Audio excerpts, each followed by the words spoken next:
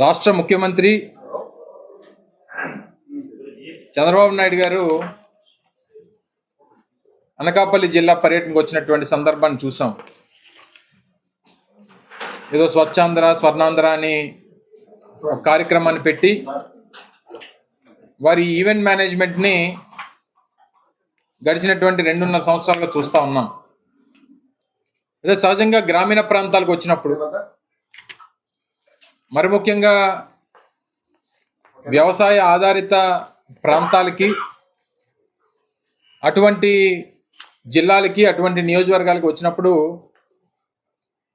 ప్రజలు సహజంగా ఏం కోరుకుంటారంటే రైతులకు సంబంధించినటువంటి దాని మీద ఏదన్నా ప్రకటన చేస్తారని, లేదా ఆ ప్రాంతంలో ఉన్నటువంటి రైతులకి ఉన్నటువంటి ప్రభుత్వ బకాయిలు చెల్లించేటువంటి దాని మీద ఏదన్నా ప్రకటన చేస్తారని, సహజంగా వీటి కోసం అక్కడికి వచ్చినటువంటి ప్రజలందరూ కూడా ఆతృతగా ఎదురు చూస్తుంటారు. కానీ గడిచినటువంటి కొన్ని వారాలుగా చంద్రబాబు నాయుడు గారు ఏంటంటే కొడుకుని ఏ రకంగా కాపాడుకోవాలి, డిఎస్సిలో జరిగినటువంటి అక్రమాల మీద వస్తున్నటువంటి ఆరోపణల్ని, జరిగినటువంటి అవకతవకల్ని, వీటి నుంచి ఏ రకంగా తప్పించుకోవాలి, ఏ రకంగా రాజకీయంగా బయటపడాలి అనేటువంటి ప్రయత్నం మాత్రమే ఏ ప్రసంగంలోనన్నా ఏ సభలోనన్నా కనబడతా ఉంది. గత వారం మా పార్టీ అధ్యక్షులు శ్రీ జగన్మోహన్ రెడ్డి గారు పత్రికా సమావేశంలో ప్రభుత్వానికి నేరుగా ఒక సవాల్ విసిరారు.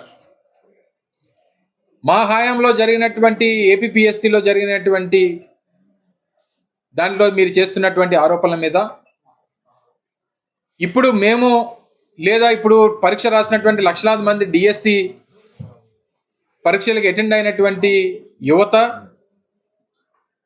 స్పోర్ట్స్ కోటా ద్వారా మీరు చేసినటువంటి అన్యాయం, ఈ రెండింటి మీద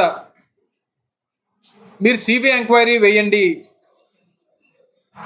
వాస్తవాలు ఏంటనేటువంటివి ప్రజల ముందుకు వస్తాయి, మీ మీద వచ్చినటువంటి ఆరోపణల్ని వీటి నుంచి వాస్తవాలు ప్రజలకు తెలియాలంటే రెండింటి మీద సిబిఐ ఎంక్వైరీ వేయండి అని చెప్పి ఒకటి ఛాలెంజ్ చేయడం చూసామా. దాని మీద స్పందన లేదు.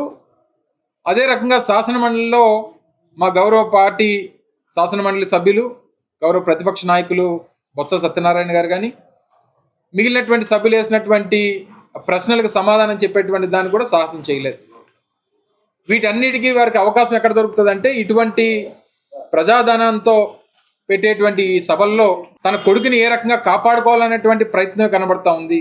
ఇటువంటి సభల్లో ప్రతిపక్షంగా మా మీద విమర్శలు చేసి, మా నాయకుడి మీద విమర్శలు చేసి దాన్ని డైవర్ట్ చేయాలనేటువంటి తాపత్రమే కనబడుతుంది తప్ప, సహజంగా ఒక జిల్లాకి ఒక రాష్ట్ర ముఖ్యమంత్రి వచ్చినప్పుడు ఆ జిల్లాలో ఉన్నటువంటి అనేక సమస్యల మీద, ఆ ప్రాంతంలో ఉన్నటువంటి అనేక ఇబ్బందుల మీద ఏదన్నా ఒక ప్రకటన రాష్ట్ర ముఖ్యమంత్రి చేస్తాడని చెప్పి ఆశిస్తూ ఉంటారు. దాని మీద ఎక్కడా కూడా వారు మాట్లాడినటువంటి సందర్భాలు లేవు. డిఎస్సిలో చాలా క్లియర్గా అవకతవకలు జరిగినాయి.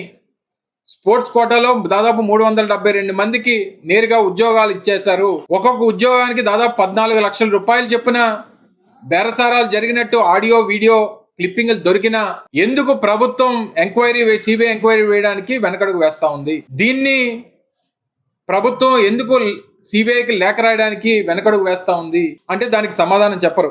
రెండోది, నేరుగా టీచర్లు స్పోర్ట్స్ కోటాలో ఉన్నటువంటి 372 మందికి స్పోర్ట్స్ కోటా ద్వారా డైరెక్ట్గా టీచర్ ఉద్యోగాలు ఇచ్చేస్తే దాని మీద విద్యాశాఖ మంత్రి మాట్లాడు, దాని మీద వచ్చినటువంటి ఆరోపణలకి సమాధానం చెప్పేటువంటి సాహసం చేయడు. ఫ్లోర్ ఆఫ్ ది హౌస్లో అసెంబ్లీలో అన్ని రిమాండ్కి పంపించామని చెప్తారు. స్టేషన్ బెయిల్ ఇచ్చి పంపించినటువంటి వ్యక్తిని రిమాండ్కి పంపించామని చెప్పి తండ్రి కొడుకులు ఇద్దరు అబద్ధాలు చెప్తారు. ఒక పక్క స్పోర్ట్స్ కోటాలో నేరుగా ఉద్యోగాలు ఇచ్చేసి, ఒక పక్క పేపర్ లీకేజ్, మొదటి ర్యాంక్ వచ్చినటువంటి వ్యక్తి, పరీక్షలు పెట్టేటువంటి వ్యవస్థ ఏదైతే ఉంటుందో ఆ వ్యవస్థలో అవుట్సోర్సింగ్ లో పనిచేస్తున్నటువంటి వ్యక్తికి స్టేట్ ఫస్ట్ వస్తే ఆయన వెరిఫికేషన్కి రాడు, ఉద్యోగం తీసుకోడు. ఎందుకంటే ఆయనకు పేపర్ ఏంటో తెలుసు కాబట్టి, పేపర్ లీకేజ్ జరిగింది కాబట్టి, సమాధానాలన్నీ తెలుసు కాబట్టి సరదాగా రాశాడు, స్టేట్ ఫస్ట్ వచ్చాడు, ఉద్యోగాల్లో చేరడు. దానికి సమాధానం చెప్పరు. మా హయాంలో జగన్మోహన్ రెడ్డి గారు ముఖ్యమంత్రిగా సచివాలయ ఉద్యోగాలు 1,30,000 పోస్టులు తీసాం. ఏ జిల్లాకు ఆ జిల్లా 1,30,000 ఉద్యోగాలు తీస్తే కేవలం ఒక్కడు కూడా ఒక్క ఆరోపణ చేసేటువంటి సాహసం చేయలే. అది మా తాలూకా చిత్తశుద్ధి. ఆ రోజు జగన్మోహన్ రెడ్డి గారి తాలూకా నాయకత్వంలో ముఖ్యమంత్రిగా 1,30,000 ఉద్యోగాలు తీస్తే ఒక్క ఆరోపణ అంటే ఒక్క ఆరోపణ రాలా మా మీద. అది మా క్రెడిబిలిటీ. మేము వ్యవస్థల్ని ఆ రకంగా పనిచేయించేటువంటి కార్యక్రమం చేశాం. అంతా కలిపి 15,000 పోస్టులు తీస్తే మొత్తం అనేక ఆరోపణలు, 3 లక్షల మంది ఎపియర్ అయితే వాళ్ళ జీవితాలతో ఆడుకునేటువంటి కార్యక్రమం. పైపెచ్చు మళ్ళీ పివి సింధు గారికి ఆట ఆడితే ఇవ్వలేదా ఉద్యోగం అని చెప్పని అంటారు. పివి సింధు గారు ప్రపంచ స్థాయిలో, అంతర్జాతీయ స్థాయిలో మనకు ఒలింపిక్ మెడల్ తీసుకొచ్చినటువంటి వ్యక్తి. సహజంగా అటువంటి వారికి ఉద్యోగాలు ఇచ్చేటువంటి కార్యక్రమం దేశవ్యాప్తంగా అన్ని రాష్ట్రాల్లో ఉంది. కానీ మీరు ఎవరికి ఇచ్చారు ఉద్యోగాలు? ఈ విద్యాశాఖ మంత్రి తోడలుడు భరత్ సంతకాలు పెడితే ఇచ్చారు ఉద్యోగాలు. మీ ప్రభుత్వంలో పనిచేస్తున్నటువంటి, మీ ప్రభుత్వంలో ఉన్నటువంటి మీ సహచర శాసనసభ్యుడు కోన రవికుమార్ గారు సంతకం పెడితే ఇచ్చారు ఉద్యోగాలు. అంటే వీళ్ళు ఏమన్నా ఇంటర్నేషనల్ ఒలింపిక్ అసోసియేషన్ అధ్యక్షులా ఏంటి? వీళ్ళు ఏమన్నా ఒకళ్ళు సాఫ్ట్ బాల్ అని, ఒకళ్ళు జూడో అని జాతీయ అంతర్జాతీయ స్థాయిలో గుర్తింపు లేనటువంటి వ్యక్తులు తీసుకొని వచ్చి వారి సర్టిఫికేట్లు ఇస్తే మీరు దానికి ఒకటో రెండో జీవోలు, జీవో నంబర్ 23 అని, జీవో నంబర్ 56 అని చెప్పి 2 జీవోలు ఇచ్చి గేట్లు తెరిచి మీకు కావాల్సినటువంటి వ్యక్తులందరితో మీరు అప్లై చేయించి మళ్ళీ తక్షణమే మీకు కావాల్సిన వాళ్ళందరూ అప్లై చేసిన తర్వాత మళ్ళీ ఇంకో జీవో తీసుకొని వచ్చి ఇక్కడతో క్లోజ్ అయిపోయిందని చెప్పి క్లోజ్ చేసి 372 మందికి నేరుగా ఉద్యోగాలు ఇచ్చేటువంటి కార్యక్రమం చేసి దీని మీద ఎంక్వైరీ చేయాలని చెప్పి కోరుతా ఉంటే సిబిఐ ఎంక్వైరీకి మీరే కదా ప్రభుత్వంలో ఉన్నారు. సిబిఐ ఎంక్వైరీ వేయడానికి ఎందుకు వెనకడుగేస్తా ఉన్నారు? దానికి ఈ సభలు ఎందుకు, ఈ సమావేశాలు ఎందుకు, ఈ ఆరోపణలు ఎందుకు, ఈ రాజకీయ ఉపన్యాసాలు ఎందుకు, ఇంత ప్రభుత్వ ఖర్చు వృధా చేయడం ఎందుకు? మీ కొడుకుని కాపాడుకునేటువంటి దానికి ఈ తాపత్రయం దేనికి? చంద్రబాబు డేటా సెంటర్స్ విషయంలో మా పార్టీ స్టాండ్ ని చాలా క్లియర్ గా గతంలో చెప్పాం, ఇప్పుడు కూడా చెప్తా ఉన్నాం. నిన్న ఏమంటారు ప్రతిపక్షాలు కొంతమంది కలిసి దీని మీద తప్పుడు ప్రచారం చేస్తా ఉన్నారు, దీని మీద లేనిపోయిన అపోహలు సృష్టిస్తా ఉన్నారు అనేటువంటి ఒక మాట నేను ముఖ్యమంత్రి గారు మాట్లాడారు. సహజంగా కొన్ని దేశాల్లో వాటిని ఏర్పాటు చేయకూడదని చెప్పి నిర్ణయం తీసుకున్నటువంటి దేశాలు ఉన్నాయి. ఇప్పటికే డేటా సెంటర్లు ఉన్నటువంటి దేశాల్లో కొన్ని దగ్గరలో స్థానికంగా వస్తున్నటువంటి రెవల్యూషన్ వస్తున్నటువంటి సందర్భాలు చూస్తా ఉన్నాం. మేము మొదటి నుంచి ప్రభుత్వానికి అడిగేది కొంత కెపాసిటీస్ వరకు మీరు ఎంత కెపాసిటీ ఇచ్చినా సరే ప్రభుత్వం తాలూకా రోడ్ మ్యాప్ ఏంటి? మొదట గూగుల్ డేటా సెంటర్ వచ్చినప్పుడు ఆ రోజు చాలా క్లియర్ గా వెల్కమ్ చేస్తూ చెప్పాం. 1 గిగావాట్ డేటా సెంటర్ గూగుల్ వస్తా ఉంది. సరే ఉద్యోగాల సంగతి పక్కన పెడతాం, దాని మీద ఒక డిఫరెంట్ డిస్కషన్. అది దానికి కావాల్సినటువంటి water requirement, power requirement, environmental issues, వీటన్నిటి మీద ప్రభుత్వం తీసుకునేటువంటి చర్యలు ఏంటి అనేటువంటిది ఆ రోజు మేము అడగడం జరిగింది. 1 TMC ఆఫ్ వాటర్ ఇస్తామని చెప్పి మీరు ప్రామిస్ చేశారు, పవర్ ఇస్తామని చెప్పి ప్రామిస్ చేశారు. ఇవన్నీ దానికి సంబంధించి దాదాపు 22,000 కోట్ల రూపాయలు ఇన్సెంటివ్స్ ఇచ్చారు ఒక సంస్థకి. ఈ రోజు నిన్న మొన్న చూస్తే దాదాపు 4-5 జీవోలు వచ్చినాయి. రిలయన్స్కి ఇచ్చారు, లేదా రెన్యూ పవర్కి ఇచ్చారు, అలా 4-5 సంస్థలకి నిన్న ఇచ్చారు. దాదాపు 10 గిగావాట్ వరకు ఈ రోజు రాష్ట్రంలో డేటా సెంటర్స్ కి మీరు జీవోస్ ఇచ్చారు. వారికి ఇన్సెంటివ్స్ ఇస్తూ, వారిని భూములు కేటాయిస్తూ వారికి ఏర్పాటు చేసుకునేటువంటి దానికి ఇచ్చారు. ఈ రోజు 10 TMC of water only data centres కి ఈ రోజు మీరు విశాఖపట్నంలో ఏర్పాటు చేస్తున్నటువంటి, విశాఖపట్నం పరిసర ప్రాంతాల్లో ఏర్పాటు చేస్తున్నటువంటి డేటా సెంటర్స్ కి దాదాపు 10 TMC ఆఫ్ వాటర్ కావాలి. ఎక్కడి నుంచి తీసుకొస్తారు? దీనికి మీ ప్రభుత్వం మీరు ఈ జీవోలు ఇచ్చేటప్పుడు, మీరు వారికి కేటాయిస్తున్నప్పుడు ప్రభుత్వం తాలూకా రూట్ మ్యాప్ ఈ 10 TMC ఆఫ్ వాటర్ ని ఎక్కడి నుంచి తీసుకొస్తారు? ఎలా మీరు వారికి వాటర్ ప్రొక్యూర్ చేసి ఇస్తారు? పవర్ ఎలా మీరు సపోర్ట్ చేద్దాం అనుకుంటున్నారు? గ్రిడ్ కొలాప్స్ అవ్వకుండా గ్రిడ్ ని మీరు ఎలా ఇంక్రీజ్ చేద్దాం అనుకుంటా ఉన్నారు? దీనివల్ల జరిగేటువంటి పర్యావరణ నష్టాలను ఎలాగ దాన్ని ఓవర్కమ్ చేద్దాం అనుకుంటున్నారు? ఇవే కదా సామాన్యులు వచ్చి అడుగుతా ఉన్నారు. మన బీచ్ రోడ్ లో డెమాన్స్ట్రేషన్ జరిగినా, గతంలో ముడసల్లో దగ్గర డెమాన్స్ట్రేషన్ జరిగినా, జాతీయ అంతర్జాతీయ స్థాయిలో దీని మీద చర్చ జరుగుతా ఉన్నా, ఇవే కదా అడుగుతా ఉన్నారు ప్రశ్నలు.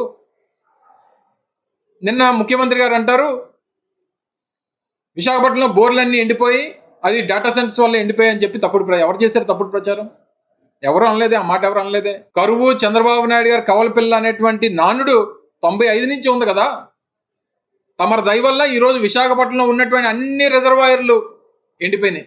ఒకటండి, డేటా సెంటర్స్ అనేటువంటిది కొత్తగా చంద్రబాబు నాయుడు కనిపెట్టింది కాదు. డేటా సెంటర్స్ అనేటువంటివి ప్రపంచవ్యాప్తంగా వివిధ దేశాల్లో ఇప్పటికే ఏర్పాటు చేసి ఉన్నటువంటి కొన్ని వ్యవస్థలు. తద్వారా వచ్చేటువంటి ఇష్యూస్ ఏంటనేటువంటివి అక్కడ ప్రజలందరూ కూడా ఫేస్ చేస్తూ ఉన్నారు.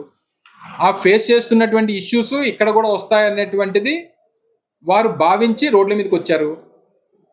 వచ్చినటువంటి దానికి సమాధానం అండ్ భవిష్యత్ కార్యాచరణ ప్రభుత్వాన్ని ఏంటనేటువంటి సమాధానం చెప్పకుండా ప్రతి ఒక్కరిని ప్రశ్నించినటువంటి ప్రతి ఒక్కరిని ఏదో దోషుల్లాగా దొంగల్లాగా చూసేటువంటి కార్యక్రమం ఈ రాష్ట్ర ముఖ్యమంత్రి చేస్తూ ఉన్నారు. డాటా సెంటర్స్ విశాఖపట్నం వచ్చినందుకు ఎవరో ఆశ్చర్యపోవడమో లేకపోతే ఎవరు ఇంకోటి అవ్వడమో అనేటువంటిది నాకు తెలిసి లేదు. కానీ వచ్చేటువంటి ఫర్దర్ ఇష్యూస్ ఏంటనేటువంటి దానికి మీ దగ్గర సమాధానం లేదు ప్రభుత్వం దగ్గర. మీరు 10 TMC ఆఫ్ వాటర్ ఎలా సప్లై చేస్తారు? పర్యావరణానికి జరిగేటువంటి నష్టాన్ని ఎలా పూడుస్తారు? లేదా పవర్ ఏదైనా ఫ్లక్చుయేషన్స్ వస్తే లేదా ఆ గ్రిడ్ కెపాసిటీని ఎలాగా ఇంక్రీజ్ చేస్తారు అనేటువంటి దానికి అసలు మీ రోడ్ మ్యాప్ ఏంటనేటువంటి ప్రభుత్వం చెప్పదే. సో ఇవి అడుగుతున్నారు ప్రజలు. ఈరోజు ఎందుకు కొన్ని దేశాలు పూర్తిగా నిర్మూలించాయి అంటే అసలు మా దాంట్లో పెట్టడానికి వీలు లేదని చెప్తున్నాయి కొన్ని దేశాలు. ఇప్పటికే ఉన్నటువంటి వాటిని ఇక్కడ నుంచి తొలగించాలని చెప్పి యాజిటేషన్ జరుగుతున్నాయి. సో వీటి మీద ఏంటి మీ ఆన్సర్ ఏంటి అనేటువంటిది ప్రజలు అడుగుతున్నారు. దానికి సమాధానం చెప్పాలి చంద్రబాబు నాయుడు. అంతే తప్ప అడిగేటువంటి ప్రతి గొంతుని నొక్కాలనేటువంటి ప్రయత్నం అది కరెక్ట్ కాదనేటువంటిది ప్రతిపక్షంగా మా తాలూకు వాదన.